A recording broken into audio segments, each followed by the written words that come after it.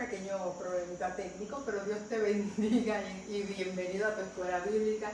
En esta noche vamos a estar descubriendo el estudio número 17 del expositor Senda de Vida para este segundo trimestre del 2020. El título de la clase es Cosechamos lo que sembramos y la base bíblica es en el libro del profeta Abdías. El pensamiento central dice: todos somos beneficiarios o víctimas de nuestras propias obras. Y el texto áureo dice: como tú hiciste, se hará contigo. Tu recompensa volverá sobre tu cabeza. Así que vamos a estar cubriendo el principio de la siembra y la cosecha. Y es un principio que encontramos a través de toda la Biblia, desde Génesis a Apocalipsis. Es un principio tipo boomerang, o sea que envuelve acción y reacción, causa y efecto. Y un principio no es otra cosa que una ley o una regla que se cumple siempre. Irremisiblemente se va a cumplir. Y Gálatas 6:7 nos lo dice de manera categórica cuando dice: no os engañéis, Dios no puede ser burlado. Lo que el hombre sembrare, eso también segará. Para sembrar se necesitan tres cosas: un sembrador, una semilla y un terreno. Pero los que saben de siembra saben que hay otro elemento adicional, otro factor, que es el factor tiempo. Nosotros quisiéramos que la acción y reacción de la siembra y la cosecha fuese como la de un microondas. Tú metes un alimento, pip, pip, pip, un minuto y ya está, pero no. El factor tiempo lo que implica es que hay que esperar. Puedes esperar un día, una semana, un mes, un año, puedes esperar años. Desde el momento en que depositas la semilla en el terreno hasta que puedas disfrutar de ese fruto. Se siembra en todas las áreas de nuestra vida. Obviamente no vamos a hablar de la siembra agrícola, vamos a hablar de la siembra en nuestra vida. Y acuérdense, como dijimos la semana pasada, que nosotros somos trinos. Tenemos tres áreas de nuestra vida. Se siembra en el aspecto físico, se siembra en el aspecto emocional y se siembra en el aspecto espiritual. En el ámbito material, físico-material, hay una siembra que es a la que se refiere Pablo en 2 Corintios 9, cuando habla de las ofrendas a los santos. Y ese versículo muy conocido que dice que el que siembra escasamente, escasamente segará. Y el que siembra abundantemente, abundantemente segará.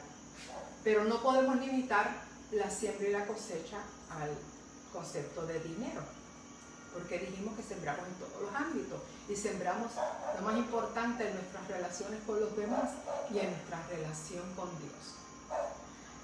Yo tengo aquí unos cuantos versículos al azar. Dije que es a través de toda la Biblia y no podemos cubrirlos todos, pero algunas cosas, ejemplos de cosas que se siembran. En el libro de Proverbios nos dice que se siembra discordia, que se siembra justicia y que se siembra iniquidad. En el libro de Salmos dice que se siembra luz y alegría para el justo. Unas siembras son negativas y otras son positivas. En Marcos 4:15 está la parábola del sembrador, muy conocida, que dice que el sembrador salió a sembrar y la siembra, la semilla era la palabra. Pero en Mateo vemos otro sembrador que sale a sembrar y en este caso la semilla son los hijos del reino, que son el buen fruto. Y están los hijos del mal, que son la cizaña. Y son dos semillas en el mismo terreno. Y la ley que se cumple invariablemente es que la cosecha, o sea, las consecuencias de los resultados van a depender de lo que hayamos sembrado. Gálatas 6:8 dice: porque el que siembra para la carne, de la carne segará corrupción. Pero el que siembra para el Espíritu, del Espíritu segará vida eterna. Oseas 8:7 dice: porque sembraron viento y torbellino segarán. Y eso le suena a usted reconocido, ¿verdad? Hay un proverbio por ahí, un refrán que dice: el que siembra viento cosecha tempestad. Después sépase que salió de Oseas, donde dice: sembraron viento y torbellino segarán. Pero hay otro versículo en Oseas 10:12 que dice: sembrad para vosotros en justicia y segad para vosotros en misericordia. Y lo importante es que en una sola oración se repite el pronombre vosotros 2 veces. Y nosotros sabemos que cuando la Biblia repite o hace insistencia en algo es porque es de suma importancia. Y vosotros 2 veces me hace énfasis en que no podemos culpar a nadie de las consecuencias, buenas o malas, de nuestros propios hechos, de nuestras decisiones y de nuestras actitudes. Vamos a hablar hoy de la siembra y la cosecha, pero no a través de estos versículos hermosos que hemos citado, otros hermosos que hay en la Biblia, sino a través de la historia de 2 hermanos. El libro de Abdías nos da el final de la historia, cómo termina. Pero es necesario, yo entiendo que es necesario que usted sepa cómo comenzó todo esto, porque esta historia no comenzó aquí. Esta historia comenzó en el vientre de una joven madre. De una joven madre que no podía concebir. Su esposo oró a Dios y Dios le dio que concibiera. Esa muchacha se llamaba Rebeca y era la esposa de Isaac, el hijo de Abraham.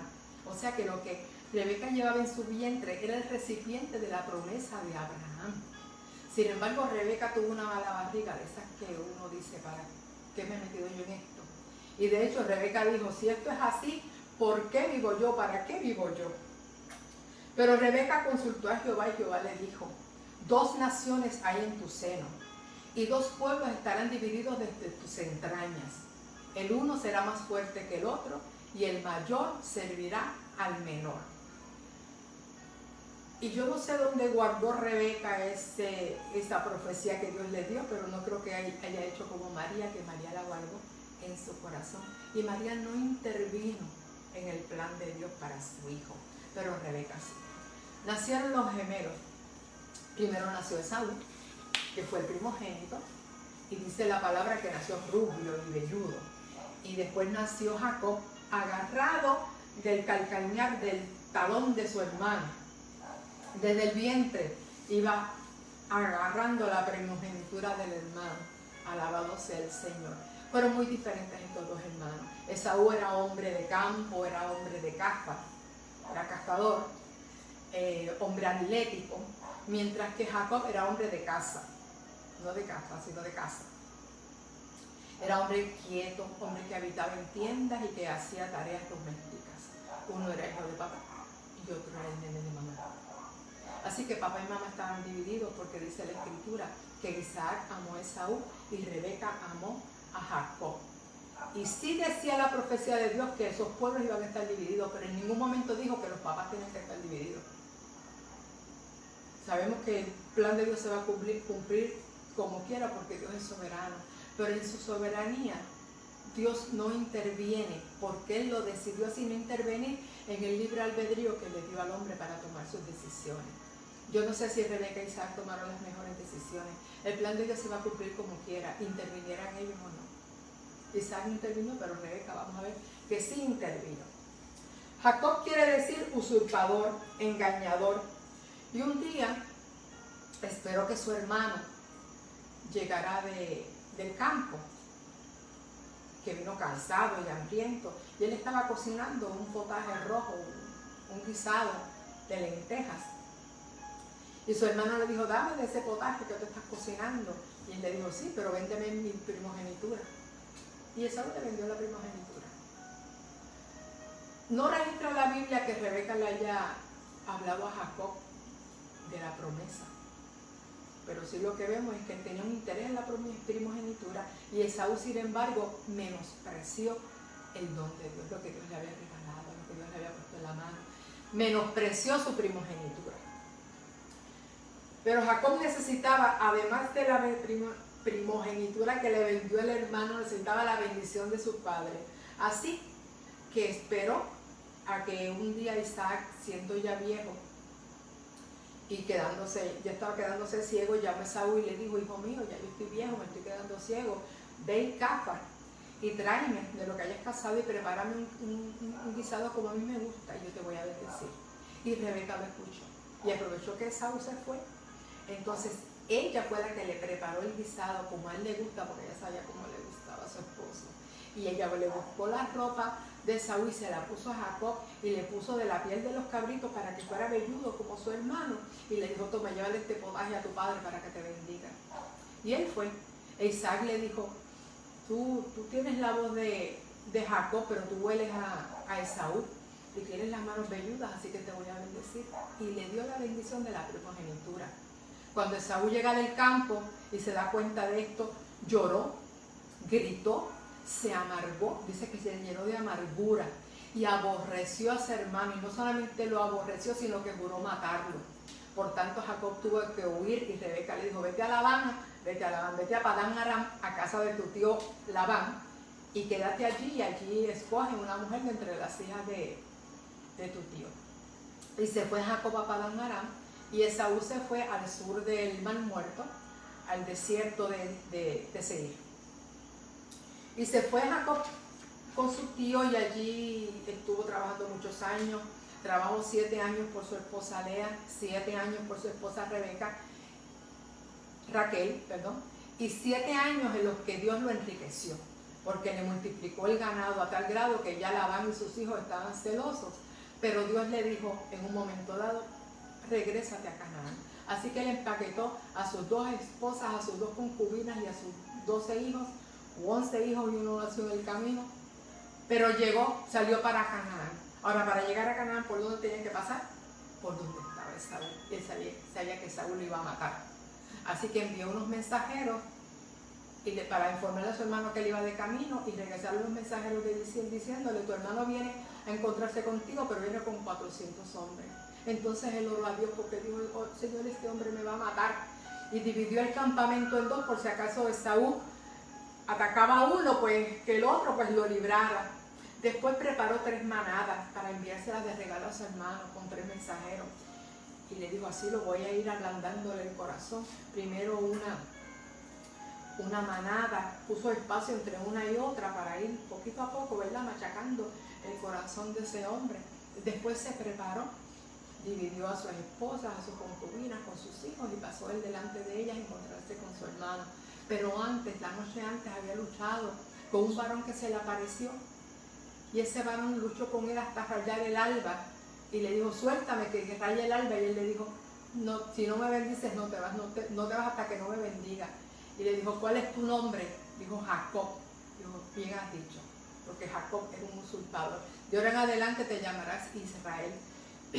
Y ese día Israel fue transformado, Jacob fue transformado en Israel. Así que cuando fue a encontrarse con su hermano, ya su corazón era otro, ya era otro hombre, ya no era el usurpador. Y dice la escritura que se humilló, se arrodilló 7 veces para encontrarse con su hermano, y cuando su hermano lo vio de lejos, salió corriendo y lo abrazó. Dice que se le colgó al cuello, se besaron, se abrazaron y lloraron. Pero cada uno se fue por su lado. Esaú le dijo, ven que yo te acompaño. Y le dijo, no, gracias, no te preocupes, yo voy despacito, porque yo ando con niños, y los niños y tengo ganado que va lento. Y él dijo, y Esaú le dijo, pues te envió mis hombres contigo. Y él dijo, no te preocupes, tú vete por tu lado y yo vete por el mío. Así que en esa reconciliación de esos 2 hermanos, yo no sé qué pasó, pero algo pasó, que no terminaron juntos. Cada quien se fue por su lado. ¿Qué llevaba Jacob en el corazón? ¿Qué llevaba Esaú en el corazón? No sabemos. Aleluya. Pero pasaron los años, Esaú volvió a tierra de Seir, que es Edom, que no les dije que Edom es porque el potaje era rojo, y rojo y Edom es lo mismo. Entonces, por eso es que Esaú se llama Edom, y se fue a tierra de Edom, que está en Seir. Y Jacob se fue a Canaán, pero al pasar de los años hubo hambre en la tierra, y Jacob y sus hijos terminaron en Egipto, donde había pan, donde había alimento, y donde su hijo José era el gobernador. La historia es un poquito larga, ustedes la saben, pero José fue vendido por sus hermanos, estaba en Egipto, era gobernador. Jacob y sus hijos fueron a Egipto, donde había alimento, y allí se quedaron por 400 años. Al morir José, los egipcios los esclavizaron, y ellos estuvieron allí esclavos hasta que clamaron a Dios, y Dios les envió un libertador, que fue Moisés, y los sacó con mano fuerte de Egipto. Y ellos van subiendo desde Egipto a Canaán. Y hubieran podido pasar por el tramo corto, pero tuvieron problemas por por idólatras y por no creerle a Dios, y Dios los dejó 40 años en el desierto y por la ruta larga, así que tuvieron que subir por el sur, y por el sur para entrar a Canaán tienen que pasar ¿por dónde? Por la tierra de Seir, la tierra de Edom, donde estaban los descendientes de Esaú. Así que en el desierto nuevamente, unos 500 años después, se encuentran los hijos, la descendencia de Jacob, con los hijos, la descendencia de Esaú. ¿Y qué hicieron los edomitas, que eran los descendientes de Esaú? No permitieron que el pueblo de Israel pasara. Y ellos dieron la vuelta y entraron a Canaán como quieran.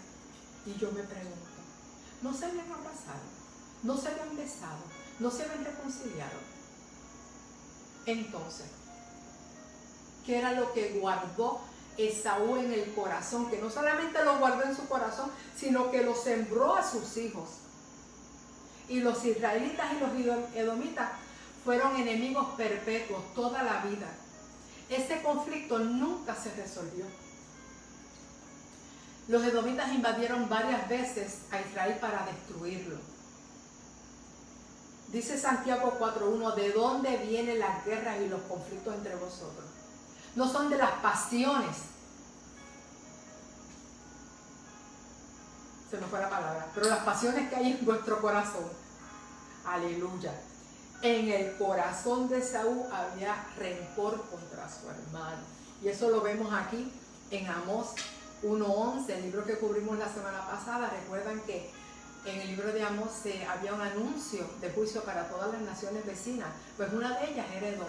Y miren lo que dice Amós 1:11. Así ha dicho Jehová, por 3 pecados de Edom, y por el 4 no revocaré su castigo, porque persiguió a espada a su hermano y violó todo afecto natural, y en su furor le ha robado siempre y perpetuamente ha guardado el rencor. Así que mucho beso, mucho abrazo, Dios te bendiga, ¿cómo estás? Está bien, tú por tu lado y yo por el mío. ¿Por qué no podían unirse? Porque había rencor en el corazón de Esaú. Y de Jacob, no me dice de Jacob, pero yo sé que Jacob no confiaba en Esaú. Porque si hubiera confiado, le hubiera dado también la oportunidad. Eso sí, él se humilló. Él se humilló ante su hermano. Gloria al nombre de Jesús. La pregunta obligada es, ¿fueron los edomitas los únicos enemigos de Israel? No. Fueron destruidos, desaparecidos de la faz de la tierra como nación. ¿Por qué los demás enemigos de Israel no fueron destruidos? ¿Dónde está Egipto? Ahí. ¿Dónde está Roma? ¿Dónde está Grecia? ¿Dónde están los árabes? ¿Dónde está Asiria y Babilonia? Se llama Irak, pero ahí está. ¿Dónde está Persia? Se llama Irán, pero ahí está. ¿Dónde está Siria? Está ahí, todavía su capital se llama Damasco. ¿Cuál fue la diferencia entre todos esos enemigos de Israel y los edomitas? En que eran hermanos. Dios no les reclamó como enemigo, Dios les reclamó como hermano. Aleluya. Y la gota que colmó el vaso de Dios fue la actitud de los edomitas ante la invasión babilónica. Cuando Israel fue saqueado, cuando Jerusalén fue destruida, ellos participaron en esa destrucción. Esa es la historia de cómo comenzó este conflicto. Vamos a ver qué nos dice el libro de Abdías. Tiene un solo capítulo y el capítulo está dividido en 2 partes. El juicio de Edom y el triunfo de Israel.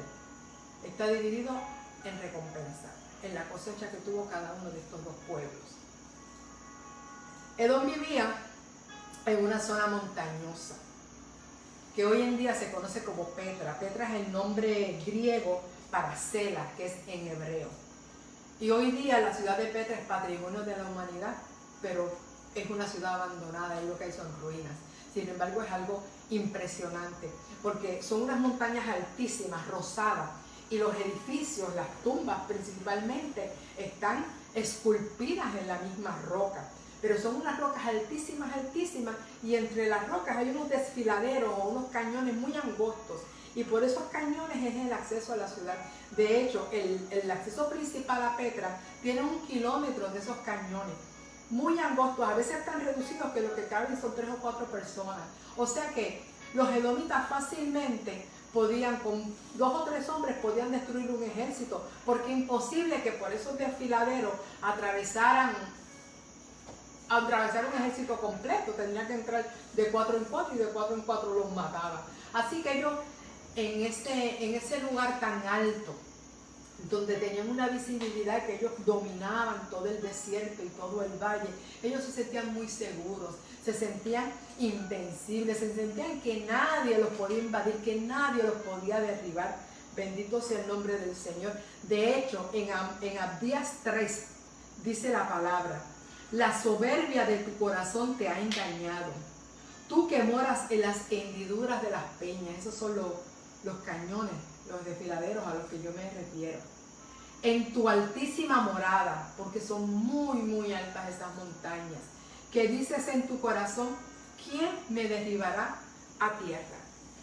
¿Qué lo estaba engañando? ¿Por qué él se sentía tan seguro? Dice, por la soberbia que había, ¿dónde? En su corazón. Y el corazón, la palabra dice que es engañoso más que todas las cosas. ¿Quién lo conocerá? La pregunta es: ¿quién lo conocerá? Y la respuesta es: yo, Jehová, que escudriño la mente, que pruebo el corazón para dar a cada uno según su camino, según el fruto de sus obras. O sea que según lo que tus obras, así va a ser lo que Jehová va a dar a cada uno.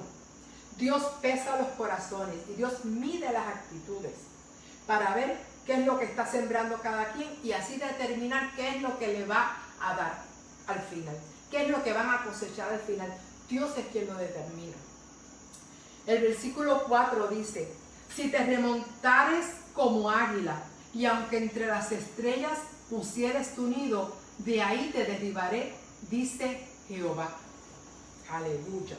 No importa cuánto escales, no importa cuánto subas, no importa cuán grande te creas o con cuánto hayas alcanzado. Mire, las alturas del éxito, de la fama, del dinero y del poder hacen que el hombre se sienta confiado, que descanse en eso y cree que puede depender de eso, pero Jehová dice que no. Jehová dice: yo, Jehová, te derribaré.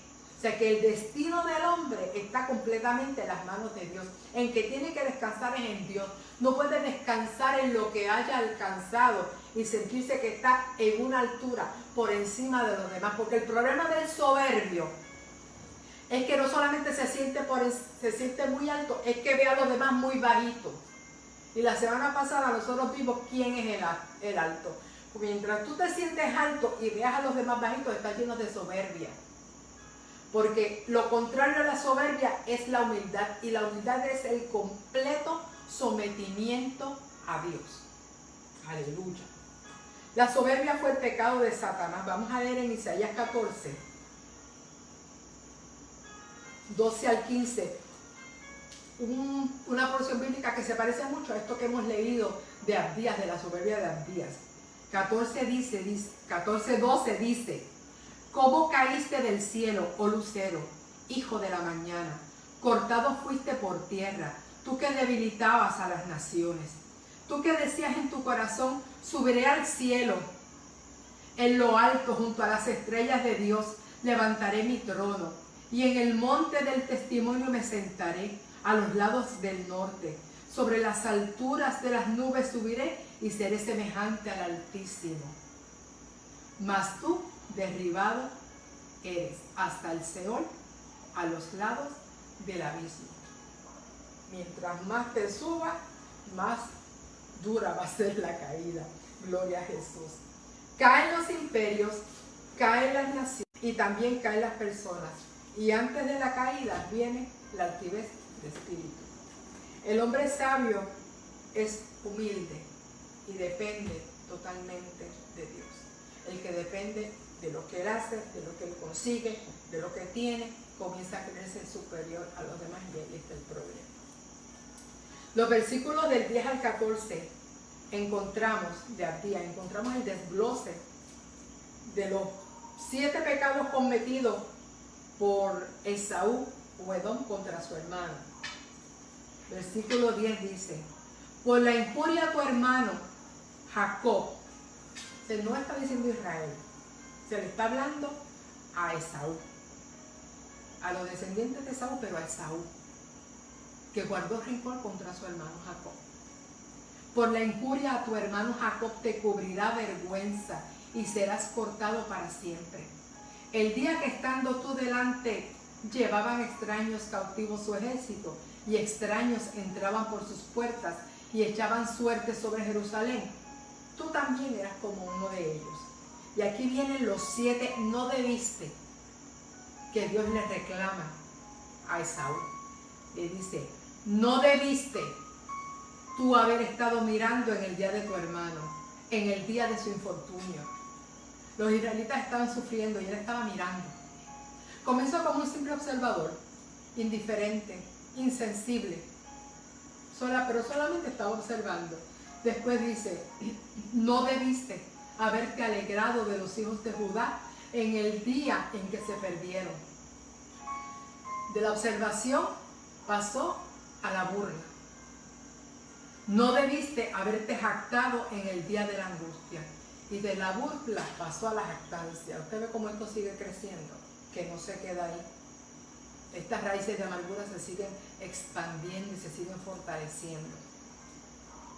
No debiste haber entrado por la puerta de mi pueblo en el día de su quebrantamiento. O sea, ya no estás mirando, ya no te estás riendo, ya no te estás jactando. Ya te bajaste, ya estás caminando, ya estás accionando. O sea, que ya estás obrando en contra de tu hermano, porque el pecado comienza en la mente, baja al corazón y termina ¿dónde? En los hechos, en la voluntad. No debiste haber mirado su mal en el día de su quebranto, ni haber echado mano a sus bienes en el día de su calamidad. ¿Qué fue lo próximo? El provecho, sacar provecho de la desgracia de su hermano. Tampoco debiste haberte parado en las encrucijadas para matar a los que de ellos escapasen. Les robó y después lo mató.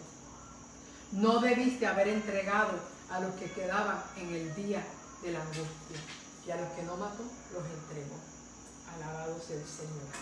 Edom pasó de la neutralidad, la indiferencia y la pasividad ante el infortunio de Israel a la complicidad y la confabulación con sus enemigos.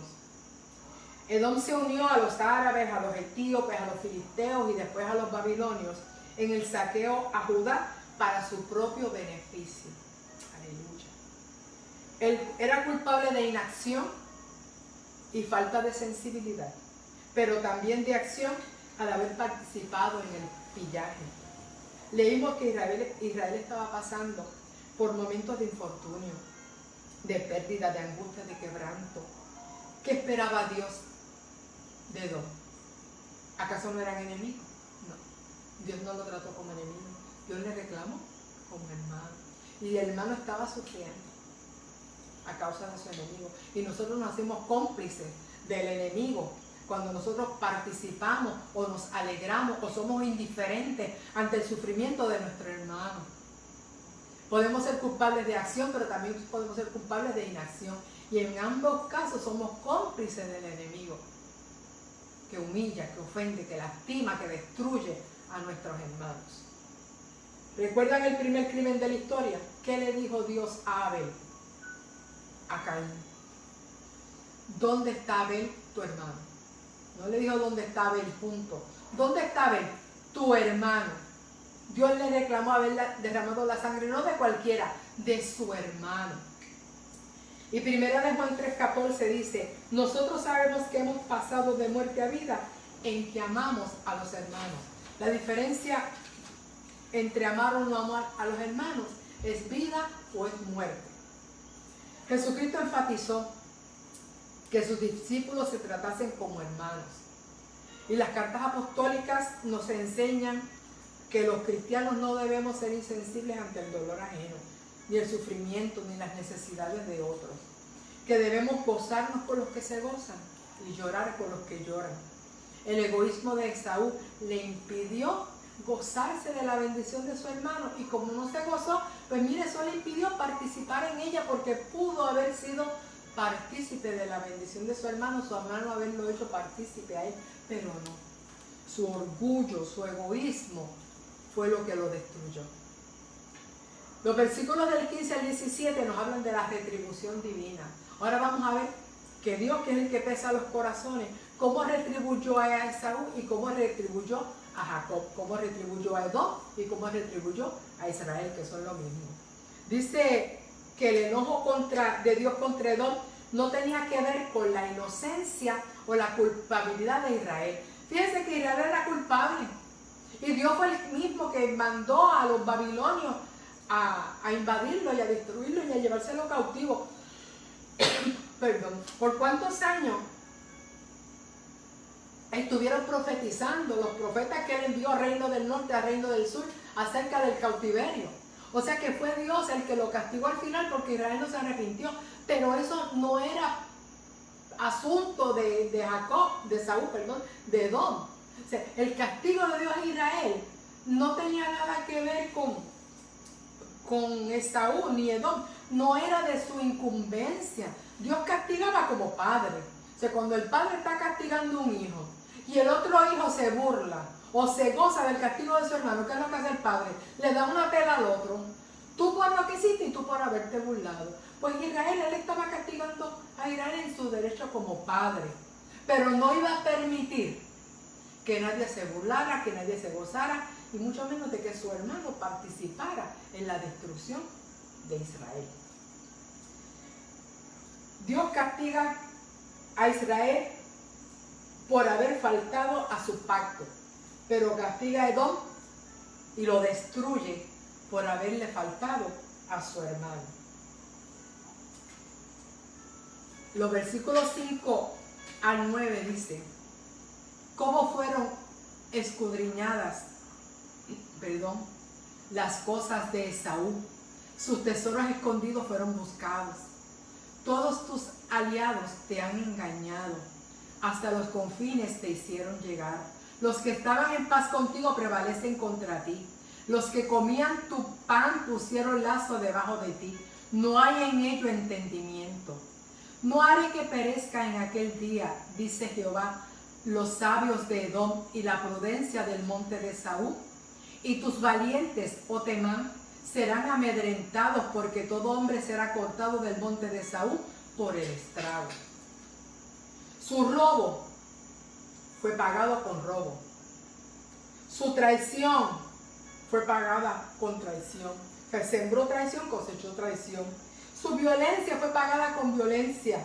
Y su gozo por la destrucción de Israel fue pagada con destrucción total. No quiero que te confundas cuando usamos los términos Esaú y Edom y Jacob y Israel, porque es que Dios los trata así. O sea, Dios trata a estos dos pueblos que son Edom e Israel desde el origen, porque se originaron en dos hermanos y Dios los llama con el nombre de los hermanos que le dieron vida a estos dos pueblos. Para Dios Edom será Esaú e Israel será Jacob. Bendito sea el nombre del Señor. Malaquías 1, 2 y 4. Mira, tan terrible estaba enojado Dios con Edom, que profetizó contra él en varios lugares y mandó varios profetas a profetizar contra él. Dice Malaquías 1, del 2 al 4. Yo os he amado, dice Jehová, y dijisteis, ¿en qué nos amasteis? ¿No eres Esaú hermano de Jacob? Dice Jehová, y amé a Jacob, y a Esaú aborrecí, y convertí sus montes en desolación, y abandoné su heredad para los chacales del desierto. Cuando Edom dijere, nos hemos empobrecido, pero volveremos a edificar. Así de grande era su soberbia. A edificar lo arruinado, así ha dicho Jehová de los ejércitos. Ellos edificarán y yo destruiré. Y les llamarán territorio de impiedad y pueblo contra el cual Jehová está indignado para siempre. Dice Amós que él guardó rencor perpetuo. O sea, si su rencor fue para siempre, pues Dios lo iba a castigar para siempre. Porque lo que sembró era lo que iba a cosechar. Puede ser que durante un tiempo el que actúa mal sea más próspero que el justo. Y diga el justo, como dijo Asaf, que fue creo en Salmo 73, en cuanto a mí, por poco deslizaron mis pies por estar viendo la prosperidad de los impíos. En vano he limpiado mis manos, mi corazón, y lavado mis manos en inocencia. Pero hasta que llegó a la casa de Jehová. Y cuando llegó a la casa de Jehová se dio cuenta del fin de los impíos, que iban a ser desaparecidos, que iban a ser, gloria a Jesús, destruidos. Así que el tiempo, el factor tiempo en el principio de siembra cosecha es importante, porque quizá por un momento estés sembrando y no veas nada. Quizá por un momento veas a otro que está sembrando el mal y no veas que Dios lo castigue. Pero espera, porque a la larga su pecado lo alcanzará. ¿Sería injusto Dios si pagase con mal al que hace bien y con bien al que hace lo malo? Por eso llegará el día de la cosecha, el día de Jehová. El día en que cada uno recibirá retribución conforme a sus obras. Y dice el versículo 15, porque cercano está el día de Jehová. ¿Ves que va a llegar un día? Perdón. Sobre todas las naciones. Y Dios hace extensivo este juicio, no solamente sobre Edom, sino sobre todas las naciones. Y eso lo vemos en Apocalipsis y lo vemos también de labios de Jesucristo, de que Dios llegará un día en que castigará a todas las naciones.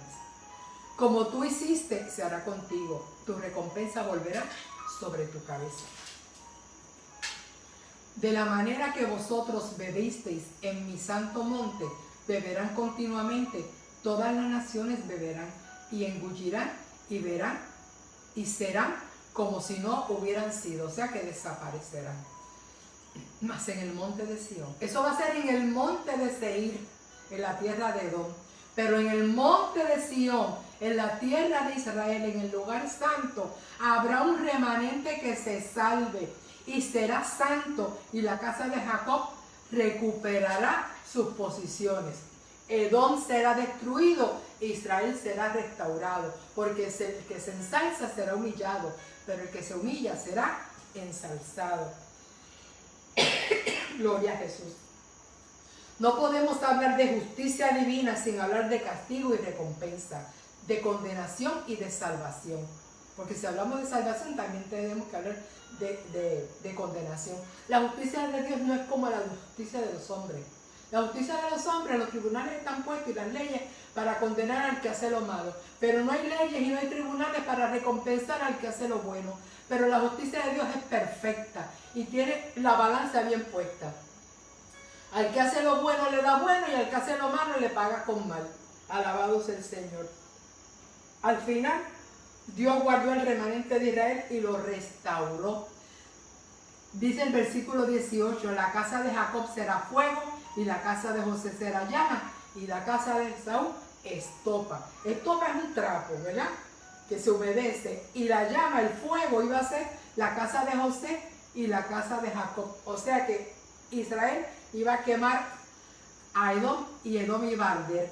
Y los quemarán y los consumirán, y ni aun resto quedará de la casa de Esaú, porque Jehová lo ha dicho.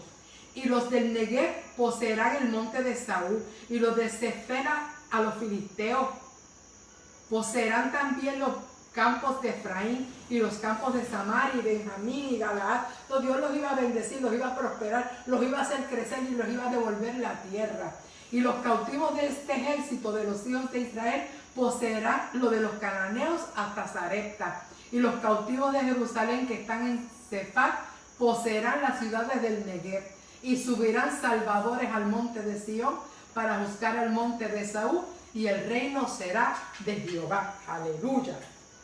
Gálatas 6:9 dice, por tanto, no nos cansemos de hacer el bien, porque a su tiempo segaremos si no desmayamos. La enseñanza en esta noche sigue siendo, lo que el hombre sembrare, eso también segará. Y la otra enseñanza, no podemos guardar rencor en nuestro corazón, porque nosotros vamos a sembrar de lo que haya en nuestro corazón, y de eso también vamos a segar. Dios les bendiga, Dios les guarde. Ha sido un placer para mí traerles esta clase. Espero que hayan aprendido. Recuerden, si tienen dudas, me las escriben. Yo con mucho gusto se las contestaré. tengan dudas, por favor, yo quiero contestarle a alguien, alabado sea el Señor. Hasta ahora sé que todo el mundo ha entendido, pero cualquier pregunta, cualquier cosa, si se han confundido, pues también me lo dicen, quiero sus comentarios. Dios les bendiga y nos vemos el viernes próximo.